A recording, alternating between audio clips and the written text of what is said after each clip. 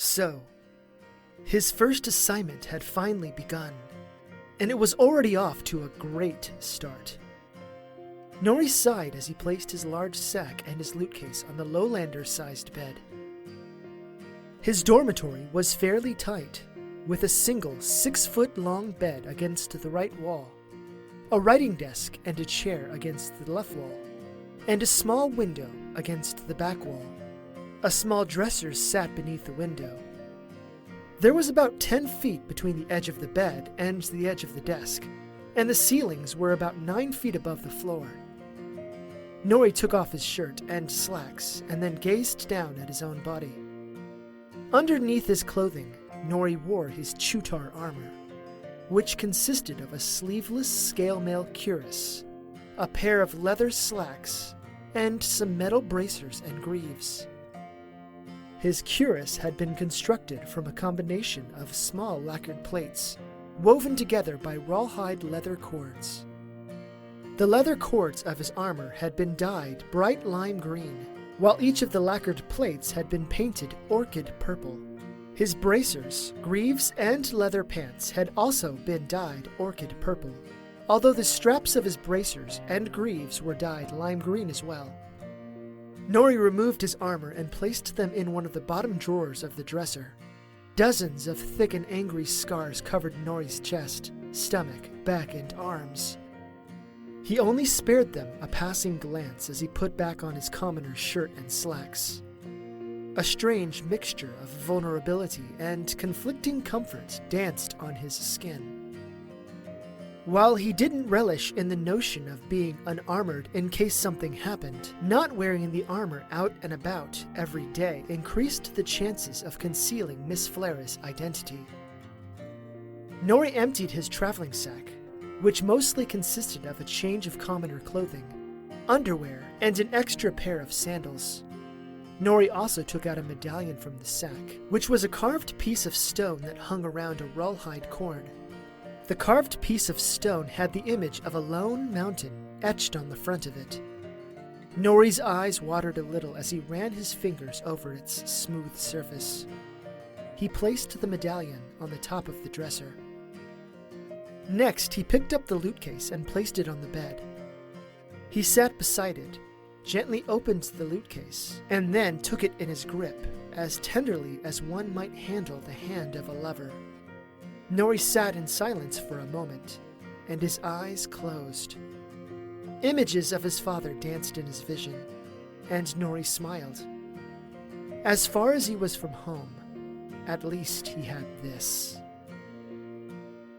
Nori placed the loot back in its case, secured it, and then threw the case back over his shoulder. He gripped the long handle of his tetsubo, leaned it against his other shoulder, and then left the room. He walked down to the foyer, which was still empty for the moment. A serene quiet filled the air of the first floor of the tower, and under normal circumstances, Nori wouldn't dream of upsetting this solitude. However, he had to start this charade in the best possible manner, and only one idea came to mind.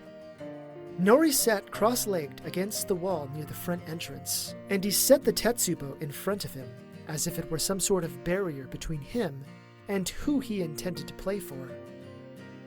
With the same level of gentleness, Nori opened the loot case, took out his loot, and then sat the case opened, facing where the crowd would soon gather. Nori held the neck of the lute in a soft grasp, and he strummed the strings with a graceful flourish. Ethereal notes filled the silence of the foyer. At first, Nori simply played random notes in order to harmonize himself with the music that lived deep within him. His first song was an old Onistan love song about a pair of lovers who stood together against a horde of Oni. Though Nori didn't sing the words aloud, he thought them. The melody was somber and soothing, despite the origins or the meaning of the song itself. For the first half of the song, the foyer was empty, but then a young man poked his head into the large room from one of the hallways. His eyes were wide, hungry for the source of the lovely music. As soon as he saw Nori, the man stood in the doorway. He didn't stare in confusion or horror, and he certainly didn't negatively judge Nori because of where he came from. No, he simply smiled and swayed as the harmonies and melodies raised and fell in tone and tempo. When Nori ended his first song and started a second, this one about a star-filled sky above Onista, the young man disappeared back into the hallway from whence he came. He returned a moment later with over a dozen other mage students, and they gathered before Nori with unbridled anticipation. After his third song, more people filled into the foyer from both the other hallway and from the upper floors. Most of the faces that stared at Nori were bright and excited. They whispered to one another and gestured toward him. More than a few walked up to his open case and tossed in coins. Nori's heartbeat quickened a little when a certain young woman dressed in a butter yellow dress with light rose pink edgings strolled down the stairs, with two other women at her side. Flara's eyes met his, and she and her two companions moved into the crowd, more towards the back. One of the companions had long, hickory brown colored hair, and to be honest, she was the most stunning of the three. She had deep sapphire blue eyes that reminded Nori of the ocean. The second companion had short sunflower blonde-colored hair that fell to her chin, and a pair of sparkling emerald green eyes. Whereas the blonde friend smiled, the blue-eyed companion did not. In fact, she even narrowed her eyes and beamed a dark expression at Nori. The second companion was perhaps 2 or 3 inches shorter than the first. Nori stopped playing his lute, set it down beside him, and then he rose to his full height. The illusion of the music faded almost instantly, and many of those who were in the front row leaned back or stepped back away from him. Many of the people in the crowd gaped at him with wider eyes. Greetings, students of the University of Magic. I am honored to meet you. My name is Daisko Nori, and I've been contracted with Headmaster Hati to entertain you all here at the university, as well as play in town for your enjoyment.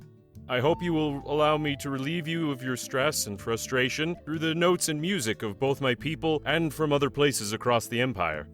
A female mage student, not one of Flara's two companions, stepped forward and pointed at Nori. The young woman had blonde, almost white hair with a pair of violet irises and a discontented sneer on her face. She wore a purple and blue dress that came to her mid-thigh, and numerous stars and moon patches covered the front of her dress. Do you seriously expect us to believe that you're just a performer? I'm a performer, and I never carry around weapons, especially like that one. I bet he's like one of those ogre thugs and bandits we've heard so much about. I assure you, miss, I'm no bandit or thug. He bent down and picked up the tetsubo in one hand. With ease, he swung it up and leaned it against his shoulder. As soon as it traveled through the air, the eyes of the young woman widened, and she stepped back into the crowd. Before I was contracted by your headmaster, I traveled up and down the rivers by boat. There are pirates on the river and bandits on the roads sometimes between towns. This war club keeps me safe, and it is only a tool so I might continue to entertain lovely folks like you. Another mage student, this time Flara's blonde companion, stepped out in front of the others. She was dressed in an apricot-colored dress with 2 large slits up the sides for her legs to move more freely than other dresses.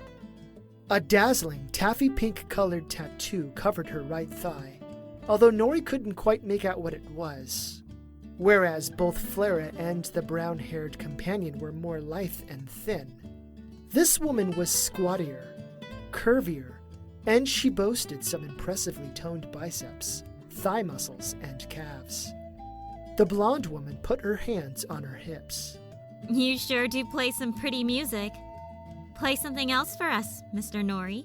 Other students in the crowd agreed, although Two young women in the back were very quiet.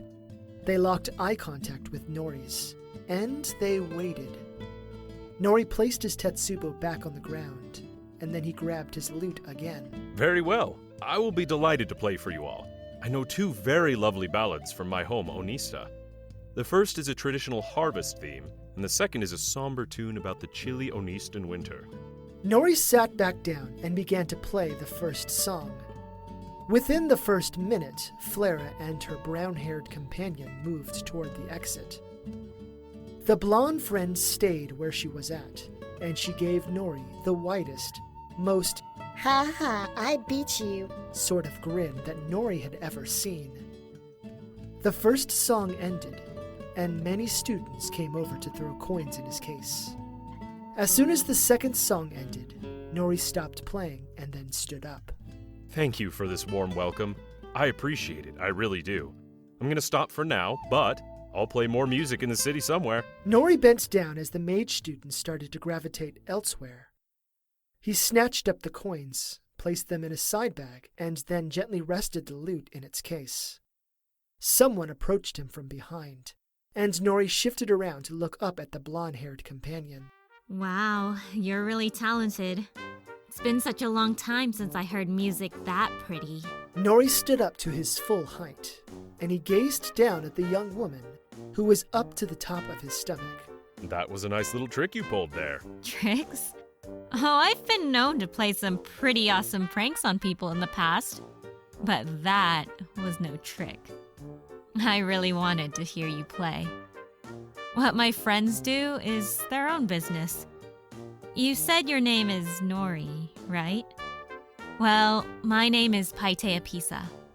It's nice to meet you. Pite Apisa? You're one of Flara's best friends? As sure as the day is long. My other friend is named Ranadashi Rayko, by the way. She and I have been taking excellent care of Flora, so no offense. You're not needed here. Well, her mother thinks differently. Are you or Miss Rayko going to prevent me from doing my duty? Oh, don't be like that, Mr. Nori. We're not going to stop you from doing your duty. Flora told us what happens if you feel like she's being resistant. So we'll play nice with you. However, Rayko and I don't want you making our friend any more upset than you already have. I'm not trying to make anyone upset. I'm simply performing the duty that was placed upon my shoulders. Plan on keeping back at a safe distance, but I do need to know where Miss Flara is. Can you please help me by taking me to wherever she and your other friends scurried off to? Well, at least your mother taught you manners. And sure, I was planning on taking you to where Flora was all along, big guy. Why don't you follow me? And I'll give you a brief tour of the city on the way too. Even if you are a bother to my friend, I want you to feel welcomed here. Everyone deserves to feel welcomed. Oh yes, you've made me feel quite welcome. Well, good. Apisa waited for Nori to collect his loot case and his Tetsubo, and then walked with him out through the exit. Tove fell to a knee and let out a heavy sigh. His lungs still heaved a little, and his muscles churned with the promise of future aches. Yurei stood over him, and she also looked worn down by the constant fighting. A strong wind blew around them, which carried the stink of blood and gore. Luckily, the battle was over. Red and blue Oni corpses lay all around Tove and his daughter. For the most part, they were alone. The closest Oni, a blue Oni, walked around with a spear, perhaps 50 feet away. The Oni stabbed into the bodies of the red enemies, and also nudged his allies to see if they were still alive. Father, we won! We survived! I can't believe it! I mean, I hoped we would, but still, you know how... Yes, my precious daughter. We survived. You did exceptionally well, Squirt. If I didn't know any better, I would have assumed this was your 100th battle. Oh, you're just saying that because you're my father. I wouldn't have done half as well had you not trained me so well. I hope the other two are alright. I am a little concerned that they haven't found us yet. Father, look! Tove glanced over toward the large blue Oni who moved directly toward them. His thick black beard had blood still dripping from its ends. He carried his axe in one hand, and it leaned on his shoulder. Several large bandages covered the Oni's chest and ribcage, and Gayjok also wore bandages over his left eye. Nevertheless, Gayjok grinned widely. Well, you two made it out okay. I saw what was left of your two little friends, and well, I feared you met the same end. Oh, so they did perish in the fighting. That is unfortunate. Yeah, I'm sorry for the loss of your people. They died for a great cause, and I'll drink to honor them tonight at the great celebration feast. I hope you'll be joining us. We'll be having Red Oni. Yurei made an audible gagging noise, and Tove waved at her apprehensively. Gayjok bellowed out a laugh nonetheless. I totally understand, and take no offense. We have to eat whatever meat we find. Don't worry, I told my people not to eat the remains of your people. Thank you. That is, much appreciated. As for staying, I'm afraid Yurei and I will have to be on our way once we examine the temple. If you could please set our people's bodies off to the side, we'll bury them once we finish with the temple. You got it. And as I mentioned before the battle, we won't forget our promise. When your masters sound the war horns, we'll slam against the Onistan walls like waves upon the shore. Gayjok turned to walk away, and Yurei stepped up beside her father. Ew! They eat their own people? That's so nasty. Yes, well, it's not our culture, but it is what it is, I suppose.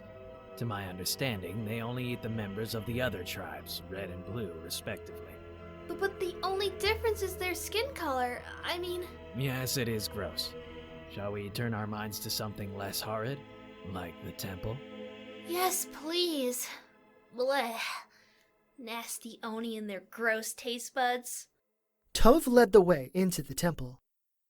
Daylight poured in through the entrance, but the rest of the interior was bathed in darkness.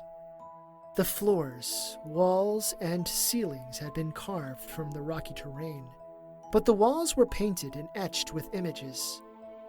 Tove summoned his magic and formed an amber-colored sphere of energy. The sphere floated above his opened palm, and it functioned much like a torch. Yurei did the same, and magenta-colored illumination beamed from her sphere. Yurei gazed upon the images that adorned the walls as she and her father walked. Tove merely stared ahead, but he passed cursory glances at the images.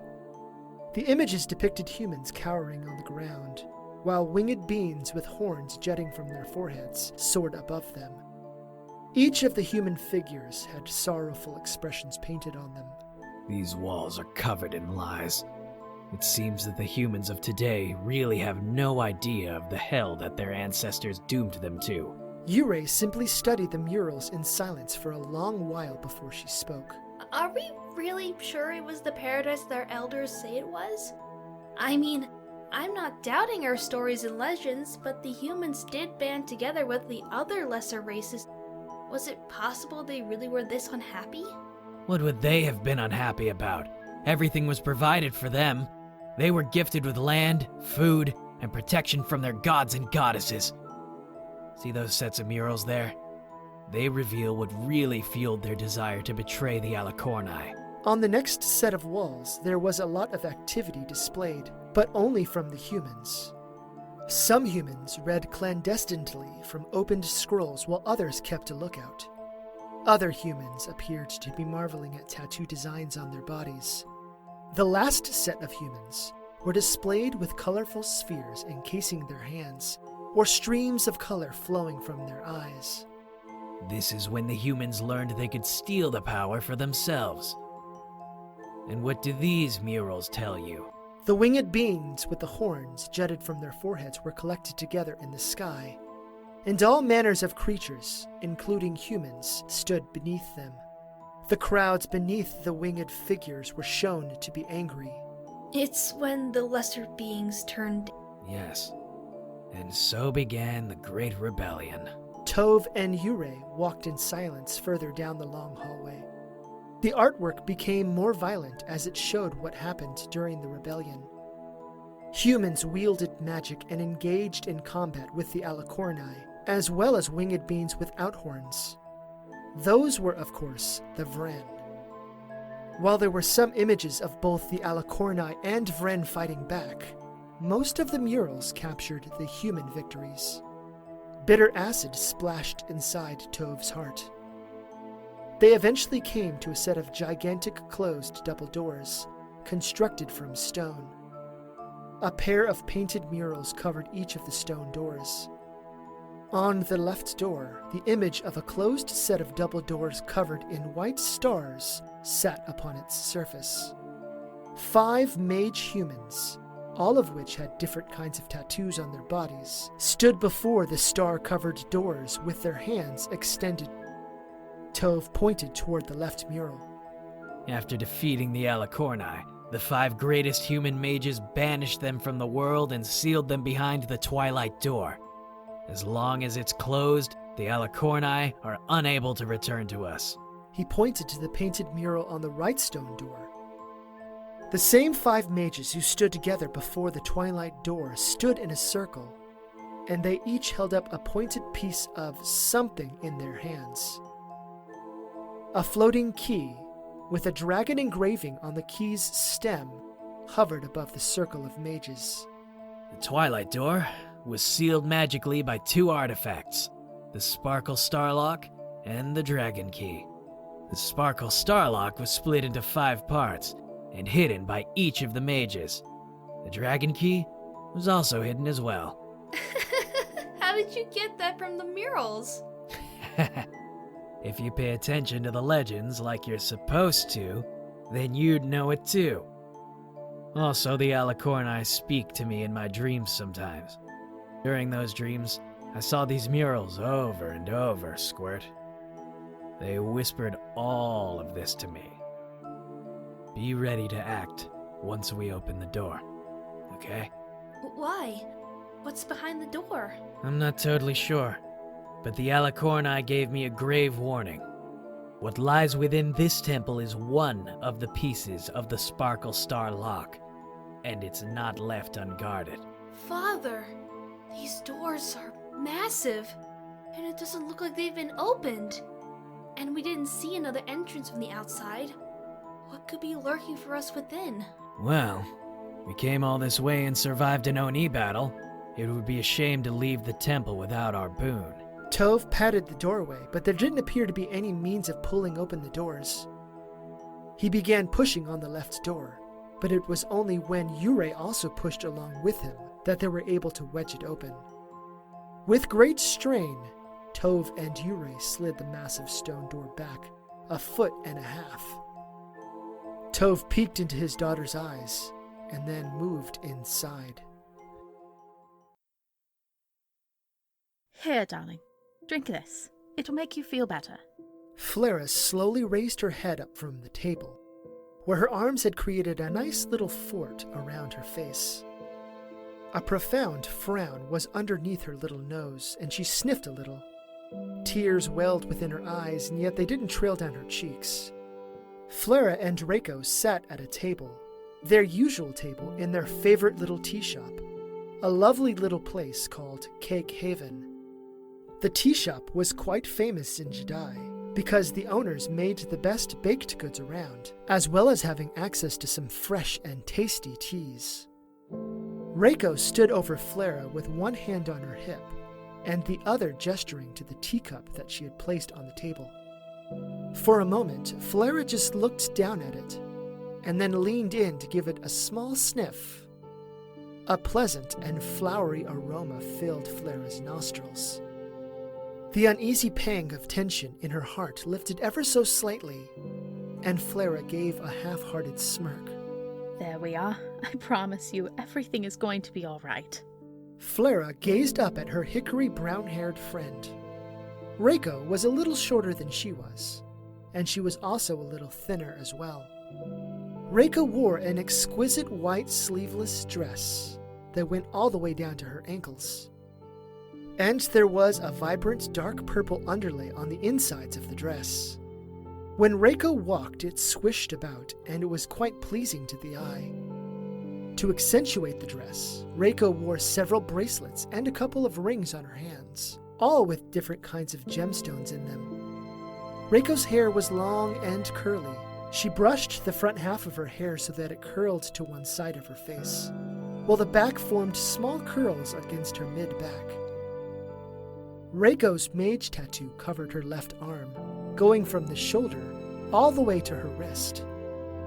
The large tattoo was a splendid diamond that had 7 slivers, each a different color of the rainbow. Each of the spells that Rayko knew, of which there were a lot of, were smaller little diamonds, each containing chromatic swirls within the tattoos. When compared to Rayko's tendency to wear shades of white, purple, or some combination of the two, the rainbow tattoos were always eye-catching. It smells nice. What is it? It's a chrysanthemum tea with added honey, darling. Go on, drink it. There's no telling when Apisa will join us with that extra burden in tow. Flara's shoulders slumped a little, but she took the cup and began sipping on it. Rayko sat across from her, and she smiled widely. After a few sips, Flara placed her face in her hands. What am I going to do? I'm so stupid. I should have known better than to conduct such a dangerous experiment. The gained knowledge wasn't worth my freedom. Now, stop that, dear. You are not stupid. You are one of the most brilliant individuals I have ever met. Your constant thirst for the unknown is quite inspiring. Not only to Apisa and I, but anyone who comes in contact with you. I'm inspiring? To who? I only interact with you and Apisa. Everyone else freaks me out. Especially new people. Well, many of the younger university students look up to you. Consider how many study group requests you get a week. I suppose you're right. I do get a lot, don't I? And the knowledge we gained from that experiment was quite valuable. How many other university students can say that they already had the chance to contribute to their fields at such a young age? You have academic credit. Yes, I suppose I do. But you and Apisa are also connected to that research too. Please, we were research assistants at best. That was your work, and both Apisa and I were glad to help you. So, overall, the experiment was an enormous success. Yes, there was an unexpected result, but we will be able to get through this. Do you know why? Because we have one another? Yes, that's right. You trusted Apisa and I with your secret long ago, and we vowed to stand with you no matter what. While this current challenge is connected to your heritage, you need not bear the brunt of the struggle alone. Never forget that, alright? I am so blessed to have you two in my life. When I first came here to Jedi, I was only interested in studying and learning. But you two? You two taught me how magical friendship could be. Thank you. You do not have to thank us. Just you being who you are is reward enough. You having a little follower is only a minor inconvenience, although I wish it was not an Onistan. I'm sorry. I know how you feel about them. Oh, do not worry about it, darling. It is something I need to overcome. Perhaps this is fate telling me to face the demons of my past, finally. Well, don't you forget that Apisa and I are here to support you, too. I will not forget. So based on what you told us, this Nori, was it? He's pretending to be a musician of some kind? Yes, that is his disguise. Well, so long as we make sure this man knows where we are going, we should still be able to maintain our relative independence. And depending on how famously Apisa gets along with him, I say that she should be our liaison. Yes, I think that's a good idea. Apisa is definitely the best of us when it comes to dealing with people. How dare you! I am quite adept at dealing with normal people. Onistans are another matter. So it is settled then. We shall inform Apisa of her new responsibilities when she gets here. Speaking of our charmingly rustic friend, where is she? How many songs did she ask that musician to play? That's our pizza. So, nice weather we're having, aren't we? So we're doing small talk now. Well, sure. How else are we supposed to become friends if we don't talk? Oh, so you want to be my friend now? I thought you didn't like me. I never said I didn't like you. I just said you weren't needed here. The only people I don't like are bad people, and people who hurt the ones I care about. You're not a bad person, are you, Mr. Nori? I suppose we all have our days, but usually I'm a pretty good guy. I suppose that's good enough for me. Apisa continued to walk beside Nori through the busy streets of Jedi. The everyday citizens of the city made way for both of them, and they all gave Nori the same sorts of looks: apprehension, fear, and outright confusion. Apisa, on the other hand, beamed a warm smile at him. There wasn't any tension or worry in Apisa's vibrant green eyes, but only a welcoming glimmer. The longer that Nori regarded the much smaller lowlander, the more airy his heart became. It had been a long time since he felt this sort of comfort. Or rather, a hint of comfort. So I am curious about something, since we're doing small talk and all. What's on your mind, big guy? So I had a brief conversation with your headmaster about magic, and it was all kind of, well, complicated. I noticed your tattoo and wanted to ask you what kind of magic you study. Does it have to do with plants? Plants? No, not even close. Although I suppose with my tattoo being an apple tree, one might think that. Here's the thing about mage tattoos. They aren't really school-specific. I mean, I'm sure that many students try and choose symbols and such that relate to their disciplines. So long as the runes that make up the pictures are right, then it doesn't really matter. For me, I liked apple trees and it made sense for what I wanted to study. Which is? I chose the Transmutation School, with the sub-school of Self-Augmentation. That's a mouthful, but it essentially means I can change my body in different ways. My granny told me when I was a little kid, I'd often eat my weight in apples, which is why I grew up to be so healthy and strong. Oh, I see. Well, that's very interesting. So what do you mean you can change your body in different ways? You have 12 little apple tattoos hanging from the branches of your large tattoo. So, does that mean you know 12 spells? Yeah, you catch on really quick, Mr. Nori. Now, before I go into my spells, I want to point out that some disciplines are harder than others to learn from. Transmutation, self-augmentation, is one of the hardest sub-schools to learn from.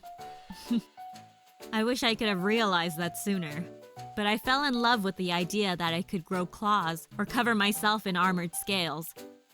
It's really hard trying to learn all the spells, but then again, as my granny used to say, bounties aren't earned unless you're sweating. I'm sorry, did you say grow claws? And scales? So, when you say change your body, you mean alter it in a way that isn't human-like anymore. Yep. In fact, one of the spells that I learned can make me even stronger than you. I seriously doubt that. Oh, is that so? I may not know anything about magic, but I'm certain of one thing. Very few people can match an Onistan's strength. We were bred to be the strongest there is, aside from the Oni themselves. You may be able to increase your strength, but there's a good chance I'm still stronger. Oh yeah? Well, in that case, once we get to Flora, you and I are going to arm wrestle. We'll see who's the strongest, Mr. I don't know anything about magic. Brace yourself emotionally, because I'm going to whoop your butt. I'm curious about something else. Where are you from? You aren't like the people in Sionba, and you're certainly not like the people around here either. You're, unique. Thanks, I think. I'm from Buka, which is to the south. Buka's not so much a city like this one. It's more of a central town surrounded by farms. Oh, so you're a farmer? Yep. My family are a bunch of rice farmers, but we also grow a bunch of other vegetables, fruits, and other such things. Our main source of income is rice, though. Our second most valued crop is apples. Once I came to study at the university, the profits from apple sales soared. I had a feeling that you were a farmer or laborer based on your body. Apisa stopped in the middle of the street, and the smile fell from her face.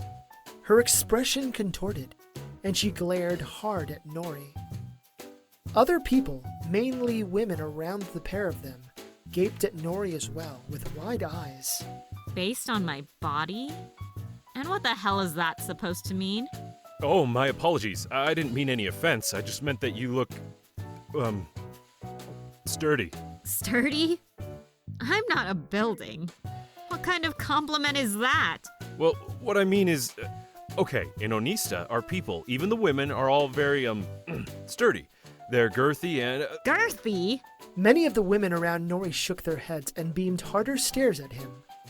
Most of the men averted their attention, perhaps in solidarity, while others observed with eager, intrigued anticipation.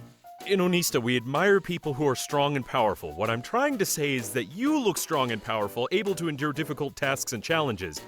I was trying to compliment you on how tough you look and, well, how muscular your form and frame is. Apisa peered up at him, and the hardness in her face slowly started to dip beneath an ocean of calmer waves. She didn't smile, but she wasn't scowling anymore. She started moving again, and Nori kept pace with her. You're saying I'm strong and powerful. And by sturdy, you mean I could withstand stuff? Essentially, yes. Oh, well, thank you. Come on, we're almost to the spot. It's our favorite place in the whole city. A bakery and tea house. Do you like cake, Mr. Nori? I'll be honest, it's probably been, 8 years since I last had cake. It's been 8 years since you've had cake? Okay, first we have cake, and then we arm wrestle. Tove and Yurei entered a large circular chamber, and the only sources of light came from their magical spheres. None of the walls were adorned or decorated, and the ceiling arced above them. A long, dark stone altar stood on the very far end of the room, and a single metal triangular piece rested upon the top of it. Large metal objects lay in various parts of the floor between where Tove and Yurei stood and where the altar was. Some of the metal objects were larger than others, but they all had gaping holes in them, as if they were meant to be slid onto something. A dark iron ball sat amidst the metal objects. There was also a massive curved sword that would have been even too large for Gaejok to wield, laying off to the side. On the opposite side of the room, there appeared to be an overturned helmet of some kind. It was on its top, and the eye holes of the helmet stared toward one of the walls. That is a really big weapon. Yes, that is. And if I'm not mistaken, those are armor pieces as well. Maybe those are the remains of an Oni who got in here? I don't think so. The front doors were closed, remember? And an Oni couldn't have gotten through the initial entranceway anyway. Let's be careful, alright? We don't know what happened here or what may be protecting our prize. You mean that hunk of metal over there on the altar? I suppose it does look like the images on the door. It's pretty big, though. Yes, it is. I doubt we could swoop in, snatch it, and be gone before whatever guards this place confronts us. Let's move very carefully. Yes? Tove and Yurei moved along the walls, keeping their backs to it. Grim silence swirled about the room, and so Tove gazed all around. There weren't any specific markings or etchings on the floor. Aside from the piece of the sparkle star lock, the iron ball, and the metal pieces, everything else was austere. He kept switching his gazes between the metal objects on the floor and the altar. Nothing happened yet, but still, Tove fumbled with his fingers as he moved. Sparks of energy crackled between his fingers, and yet he hadn't summoned his energy weapons yet. Yurei and Tove made it to the altar, and they crouched beside it, He gave another look back to the iron ball just sitting in the middle of the room. It was such an easy-to-spot trap. Those foolish humans. He shifted his attention to the altar. It appeared to be nothing more than a singular block of dark stone. So? Do we just take it? Tove nodded ever so subtly, and then reached out to touch the sparkle star lock. It felt icy cold for a moment, but then it rapidly began to heat up. His eyes widened, and he pushed Yurei back from the altar. A burst of energy struck him so hard that he tumbled across the floor of the room. Everything went black for a moment. Father! Whoa! Angry pulses of anguish throbbed up and down his senses, and his limbs refused to move. Tove slowly opened his eyes, and blurry images slowly came into focus. Yurei was in the air with her energy bow within her grasp. She twirled through the air, and she let arrows loose toward a massive creature made of pure energy. The large triangular hunk of metal floated in the center of the massive body of emerald green energy. It cast light so intense that Tove had to squint. The other hunks of metal in the room had been adorned by whatever this thing was.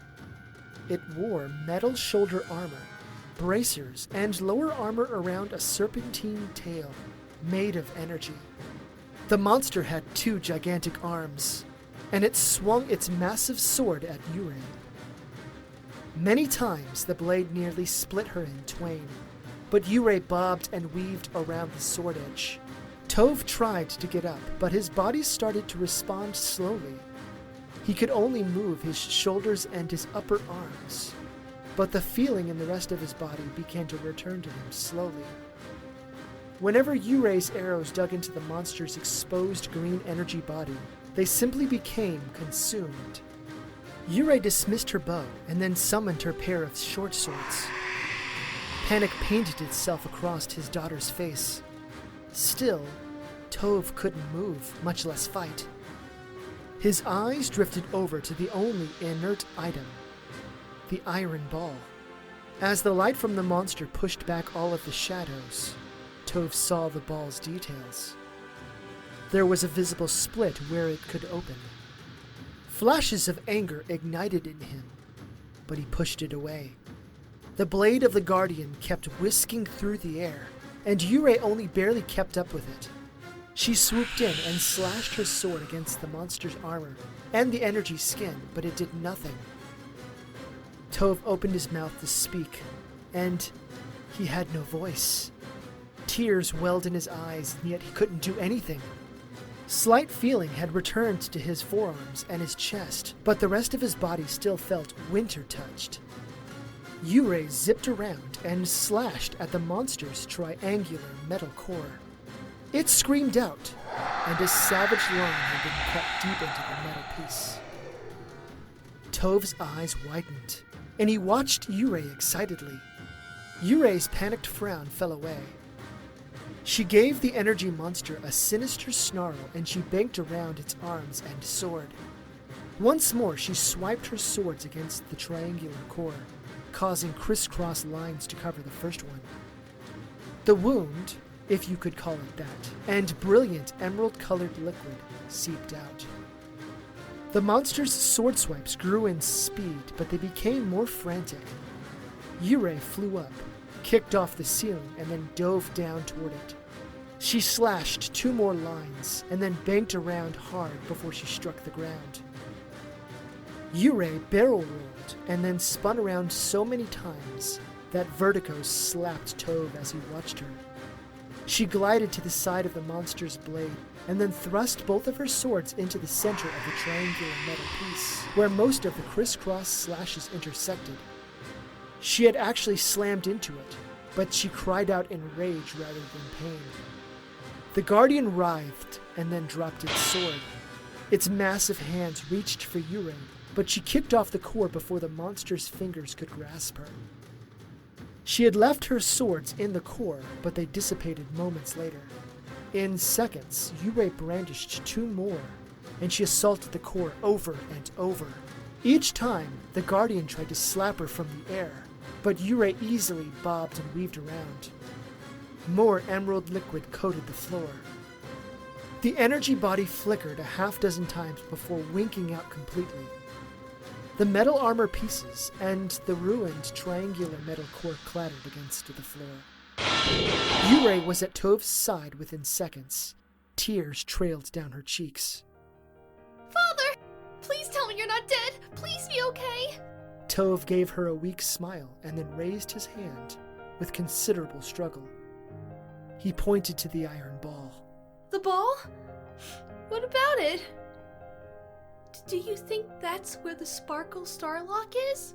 Once more, Tove gave the smallest of nods. Yurei stood up and approached the iron ball. She conjured another glowing sphere and then bent down to examine it. The light from the sphere showed the details of the ball. And in addition to the singular line, Tove saw many little runes and scripts etched on the ball. I think I can read it. It's in an old form of the human language. It says, "Do not open this container. It shields the item from those with ill intent. Do not disturb the item that lays within. Its isolation ensures our survival." There doesn't appear to be another trap, but these humans were clever. Yurei twirled the iron ball and then waggled her palm holding the light sphere. It floated above Yurei, which allowed her to use both hands. She pried her fingers into the line and then carefully started to open it a little wider. It managed to open a half-inch and then she stopped. Yurei smiled, conjured a pair of energy swords, and then stabbed them on each side of the iron ball. The blades dug deeply and she began to open the iron ball for real. A massive tongue of flame shot outward, toward the direction of someone opening the ball normally. Yurei's face contorted. It's trying to close back up! I'm not going to let it! Tove laid there and watched his daughter strain against the magical trap, and yet she didn't relinquish. Her face grew red, and yet she continued to pull the iron ball open a little more. This time, green liquid sprayed out. When it hit the floor in front of the iron ball, the floor started to melt. Once more, the iron ball started to close. Yurei grunted again, but she kept it open. The third time, a cone of white energy shot out, and the ground had been covered in ice and frost. The iron ball started to close again, at an even faster rate. Tove rose to his feet, albeit a little more wobbly, and he conjured his own sword. He plunged it deeply into the spot right beside Yurei's left blade, and then he started pulling back. Yurei pulled on the other sword with both hands, and together they pulled the iron ball all the way open. A disembodied voice screamed out, and Tove winced. Yurei also squinted, but they still held the ball open. It grew silent, and no more magical attacks blasted forth from the sphere. Gently, Yurei and Tove laid the iron ball on its ends, with the interior facing the ceiling.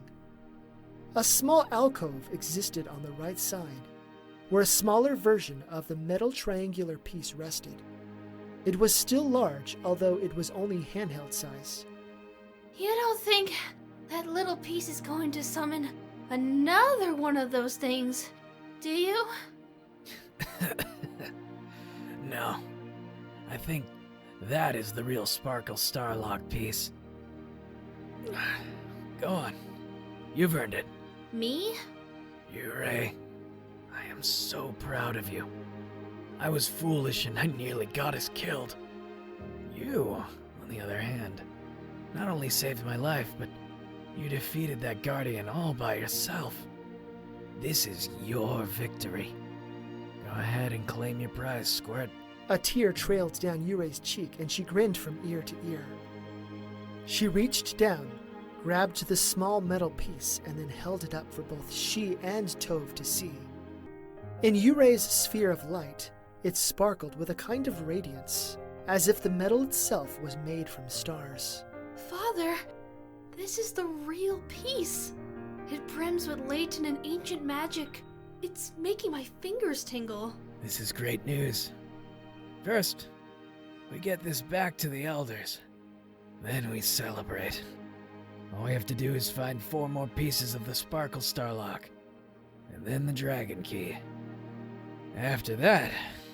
At long last, the humans will pay for their betrayal and the atrocities they did against our people. Yes, my darling daughter. Soon the friend will be lifted back up to divinity.